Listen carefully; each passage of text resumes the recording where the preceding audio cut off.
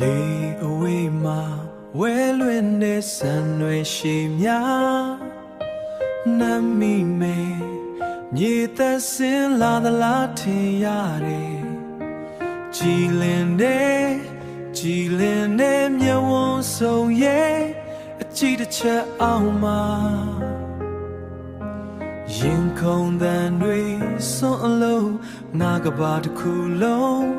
ရပ်တန့်သွားစံပဲဖြူလို့စင်ကြဲတဲ့အသားအရည်နဲ့ရွှေရောင်လာမင်းရှက်သွေးဖြာရလောက်တဲ့မျက်နှာမြင်သာတဲ့လမ်းကွတိုင်းငါပန်းကြီးကားတစ်ချက်လို့ဘယ်သူမှမတူနိုင်တဲ့စံတင်လောက်တဲ့အလားပိုင်းရှင်အမခံလာလို့နဲ့မင်းလာကြ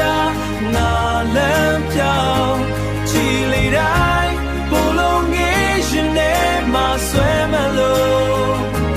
ထာဝရမင်းနာမှာပဲအမြဲတမ်းနေခြင်းနဲ့ငါရဲ့အာယုံတဲ့မင်းရဲ့ပုံရိပ်လေးပဲစိုးမိုးလို့နေစိုးမိုးလို့နေမပြောင်းလဲတဲ့အလားတရားအမြဲတမ်းလန်းဆန်းလို့